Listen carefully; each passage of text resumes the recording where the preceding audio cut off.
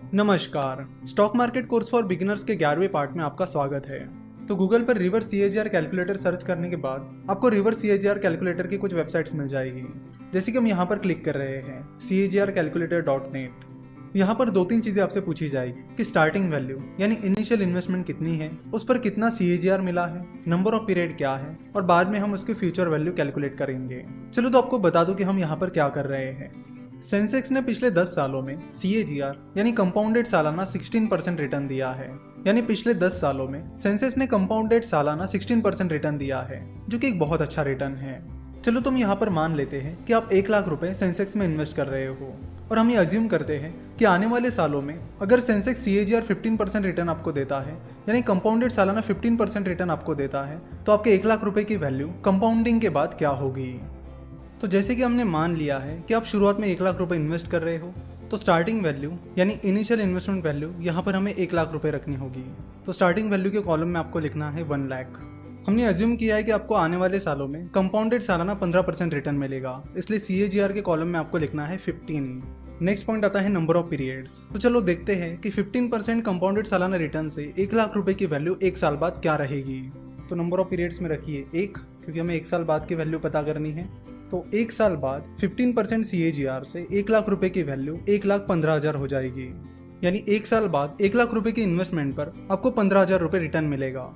चलो तो अब देखते हैं कि 2 साल बाद उस 1 लाख रुपए की वैल्यू क्या रहेगी। तो स्टार्टिंग वैल्यू में आपको फिर से पुट करना है 1 लाख रुपीज़, सीएजीआर में लिखना है 15% और नंबर ऑफ पीरियड्स में लिखना है 2, क्योंकि हम यहाँ पर चेक कर रहे हैं कि 2 साल बाद 15% सीएजीआर से 1 लाख रुपए की वैल्यू क्या रहेगी। तो 2 साल बाद उस 1 लाख रुपए की वैल्यू 1,32,250 रुपीज़ हो जाएगी। जैसे कि हमने देखा था कि 1 साल बाद उस 1 लाख रुपए की वैल्यू 1,15,000 रुपीज़ हो गई थी।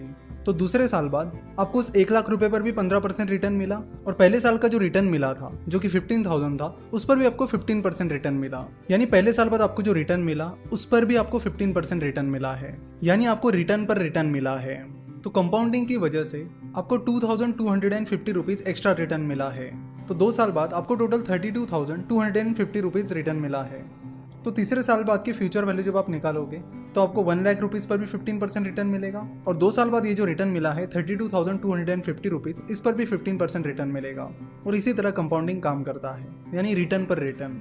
यानी पहले आप जो पैसा इन्वेस्ट करते हो उसका रिटर्न भी आपको मिलता है, और इनिशियल अमाउंट पर ये जो रिटर्न मिला है उस रिटर्न पर भी आपको रिटर्न मिलता है, और यही कंपाउंडिंग की ब्यूटी है। तो इसी तरह आप आने वाले सालों की फ्यूचर वैल्यू निकालोगे तो 28 साल बाद आपके 1 लाख रुपए की इनिशियल इन्वेस्टमेंट 50 लाख हो जाएगी। यानी आपके 1 लाख रुपए की इन्वेस्टमेंट 15% सीएजीआर रिटर्न से 28 साल बाद 50 लाख रुपए हो जाएगी। यानी आपकी इनिशियल इन्वेस्टमेंट 15% सीएजीआर रिटर्न से 28 साल में 50 गुना बढ़ गई है। इसी तरह आप 28 साल के बाद भी आपके 1 लाख रुपए की इनिशियल इन्वेस्टमेंट की फ्यूचर वैल्यू निकालोगे तो आपको पता चलेगा कि 33 ईयर्स बाद आपके 1 लाख रुपए की इन्वेस्टमेंट 1 करोड़ हो जाएगी। यानी 1 लाख रुपए की इन्वेस्टमेंट 50 लाख होने में आपको 28 साल लगे, और उसके बाद और 50 लाख रुपए जुड़ने में सिर्फ 5 साल लगे। यानी 1 लाख रुपए के 50 लाख रुपए होने में 28 साल लगे, और 1 लाख रुपए के 1 करोड़ रुपए बनने में 33 साल लगे। तो आप यहाँ पर देख सकते हो कि जैसे जैसे साल गुजरते जाएंगे आपके रिटर्न्स कितने तेजी से बढ़ते जाते हैं। तो इसे कहते हैं कंपाउंडिंग की पावर। और कंपाउंडिंग तभी काम करती है जब आपके इन्वेस्टमेंट लॉन्ग टर्म हो। तो हमने यहाँ पर देखा कि 1 लाख रुपए की इन्वेस्टमेंट 15% सीएजीआर से कैसे बढ़ती है।